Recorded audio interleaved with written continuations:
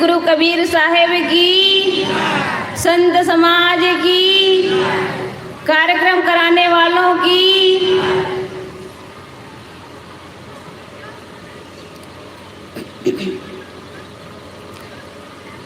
कबीर नामं परमं पुनीतं युगे युगे स्वामी हरन्ति दुःखं दातार मुक्तं पुरुषं पुराणं चरणारविन्दं सततं नमामि, चरणारविन्दं सततं नमामि। मेरे मन मंदिर में विराजमान परम पूज्य गुरुदेव जी, पूर्णिया से परम पूज्य आचार्य साहेब जी, मंच पर विराजमान सभी संत गुरुजन, आप लोगों के समक्ष सदगुरु कबीर साहब की एक साखी पर कुछ निवेदन। सदगुरु कबीर साहब ने कहा है, कैसी गति संसार की ज्यो गाडर की ठाट, एक बड़ा जो गाड़ में सबे गाड़ में जात। सदगुरु कबीर साहब कहते हैं कि यह संसार की गति कैसी है। यह संसार की गति भेड़ की चाल की तरह है। संसार कहने का मतलब है कि मनुष्य इस संसार में, इस पृथ्वी जगत में अनेकों प्राणी हैं, लेकिन सोचने समझने की बुद्धि मनुष्य मात्र को है। मनुष्य मात्र को है, इसलिए सदगुरु कबीर साहब एक प्रकार लोगों को डांट लगाते हैं, फटकार लगाते हैं इस साखी के माध्यम से। और कई जगह लोग कहते हैं कि वह एक पशु की तरह व्यवहार करते हैं। कोई अगर अच्छा व्यवहार ना करे तो लोग बोलते हैं कि यह पशु की तरह व्यवहार करते हैं, लेकिन सदगुरु कबीर साहब सीधा सीधा नाम लेकर बोलते हैं कि ये भेड़ की चाल की तरह लोगों की मनोवृत्ति हो गई है। लोग अपना विवेक विचार नहीं करते, बिना विवेक विचार के कार्य करते हैं। इसलिए साहब कहते हैं कि संसार के मनुष्यों की जो सोच है, उसकी बुद्धि है, भेड़ की चालों की तरह है। जैसे भेड़ को चराने वाले जो चरवाहा होते हैं, उसे वो नहलाना धुलाना चाहते हैं, किसी तालाब में ले जाते हैं, उसमें से कोई भी भेड़ उस तालाब के अंदर घुसता नहीं है। भेड़ पानी से डरता है। उनके चराने वाले जो गड़रिया होते हैं, चरवाहा होते हैं, वो किसी एक को पकड़ करके उस तालाब में ज़बरदस्ती घुसा देते हैं, जिसे देखकर 1 2 3 4 5 करके सारे भेड़ उस भेड़ तालाब में घुस जाते हैं। चरवाहे को ज़्यादा परिश्रम करना नहीं पड़ता, एक को देख करके सारे भेड़ कुछ ही मिनटों में घुस जाता है। उस पर भेड़ ये विचार नहीं करता कि इसमें हम घुसेंगे तो बचेंगे या मरेंगे, क्योंकि वो भेड़ है, उसके पास बुद्धि नहीं है। हम सब मनुष्य हैं, मानव जीवन पाए हैं, ये विवेकशील प्राणी है मानव जीवन। हम सबके पास 2 नेत्र हैं जिससे हम देख रहे हैं, लेकिन 2 नेत्र और सदगुरु कबीर साहब कहते हैं विवेक और विचार का नेत्र।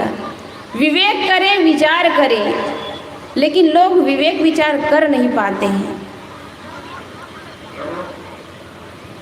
इसी प्रकार मनुष्य कोई कह देते हैं कि कहीं पर देवी है, देवता है, भगवान प्रकट हुए हैं, लोगों की भीड़ हो जाती है, लोग सोच भी नहीं पाते कि इसकी वास्तविकता क्या है।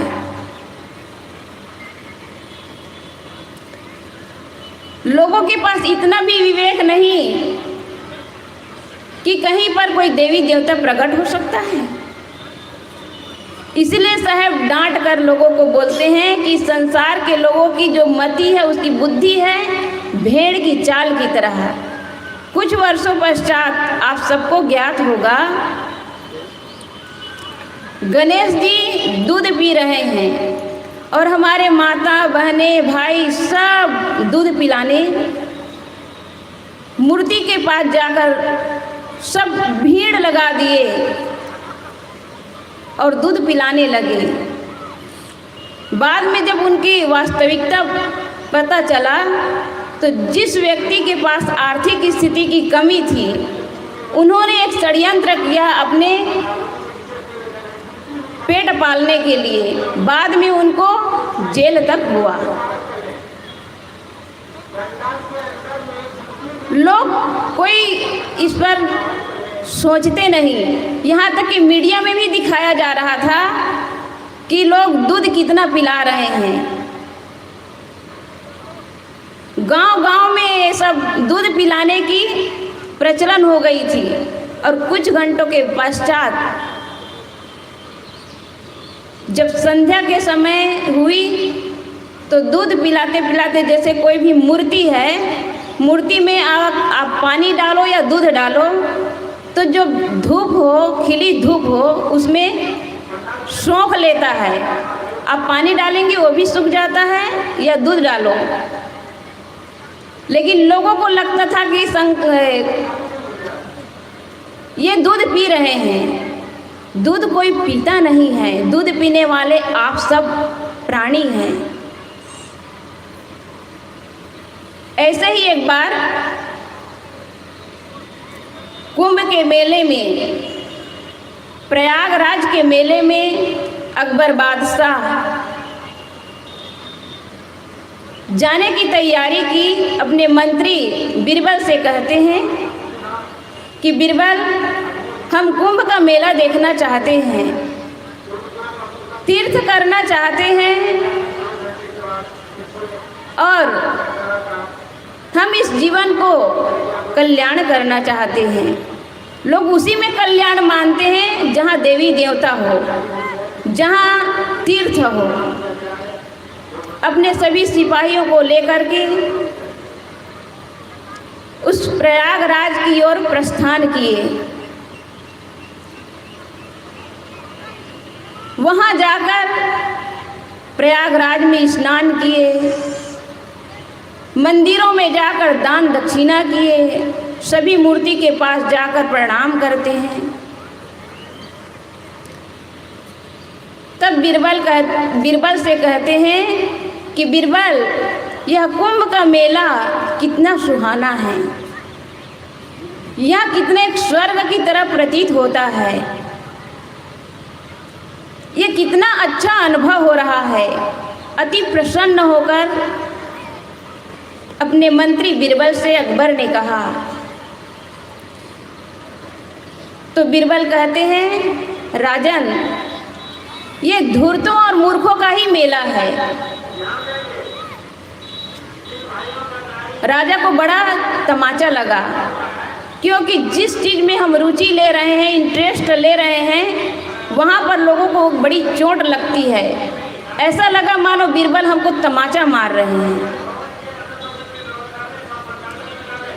तब कहे, सावधान बीरबल, तुम क्या बोल रहे हो? तो कहे, मैं जो देख रहा हूँ वही बोल रहा हूँ। तो कहे, इसका तुम्हें प्रमाणित करना होगा। बीरबल ने कहा, राजन, अवश्य दूंगा। तीर्थ से जब पुनः आए राजभवन में आकर राजा ने पुनः वही बात कहे है। बीरबल कहते हैं, राजन मुझे 15 दिन का वक्त चाहिए और 50,000 रुपये चाहिए। राजा तुरंत दे देते हैं और बीरबल वहाँ से प्रस्थान कर जाता है। जब घर में गया तो जा कर के वो छुप के रहने लगा और रात्रि के समय एक सोनार की दुकान पे जाता है और जा कर के उस सोनार से कहते हैं कि एक जोड़ा खड़ाऊ बना दो सोने का और कुछ पैसा दे देते हैं। खड़ाऊ बनकर कुछ दिनों में तैयार हो जाता है। फिर उस खड़ाऊ को लेकर के बीरबल अपने घर में रहने लगा। जैसे 14 दिन हुआ तो अपने बेटे से कहते हैं कि बेटा जाओ पान की दुकान से पान ले आओ। लाया उनका लड़का। रात्रि के समय बीरबल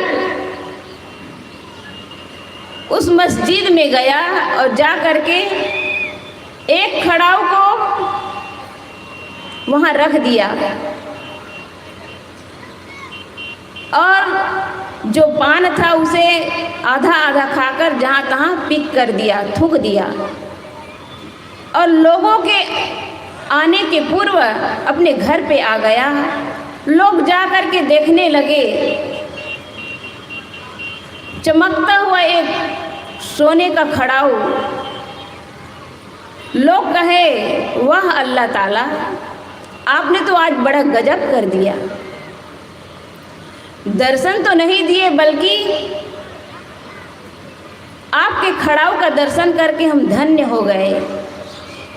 लोगों को लगा कि अल्लाह ताला हम लोगों को देखकर जल्दी अपने यहाँ से प्रस्थान कर गया और एक खड़ाऊ छूट गया। लोग आकर के उस खड़ाऊ को अपने सीने से लगाते और रुपये पैसे सब चढ़ाने लग गए। राजा को ये पता चला। राजा भी आया और राजा आकर देखते हैं कि ये कितना गजब का नज़ारा है। सोने चांदी हीरे मोती ला करके वहाँ धर देता है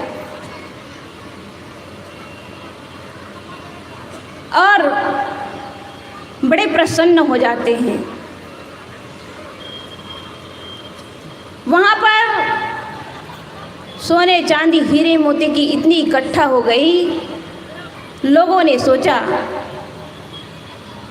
अब इसका क्या किया जाए।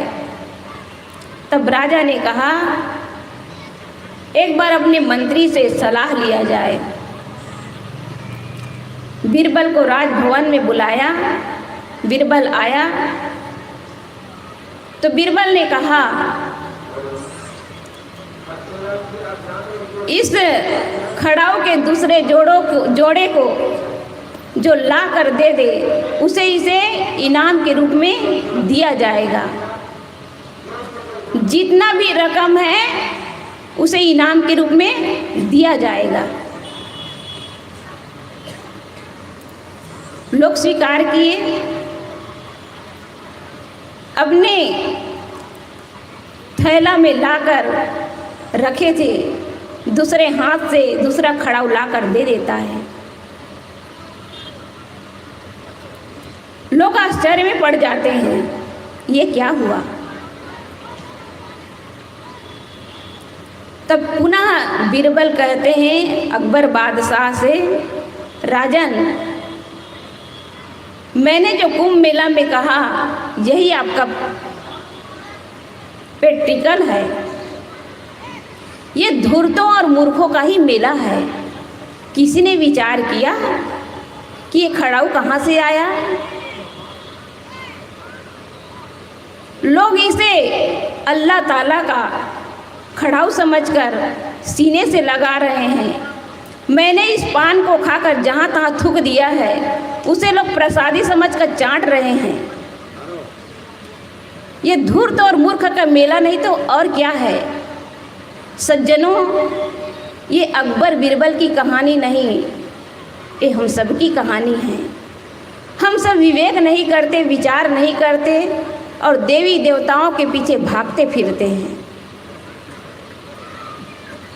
थोड़ा विचार करें और अपने आप को समझे कि हम क्या कर रहे हैं। इसलिए साहब डांट कर, फटकार कर भेड़ की उपाधि देते हैं। कैसी गति संसार की, ज्यों गाडर की ठाट, एक पड़ा जो गाड़ में, सबे गाड़ में जात। विवेकी बनो और विवेक विचार से अपना जीवन को समझो कि हमें क्यों ये जीवन मिला है। इसलिए साहब मनुष्य को उसकी मानवता का परिचय देते हैं कि तुम ही महान हो, तुमसे कोई बड़ा नहीं। बस इन्हीं शब्दों के साथ मैं अपने वाणी को विराम देती हूँ।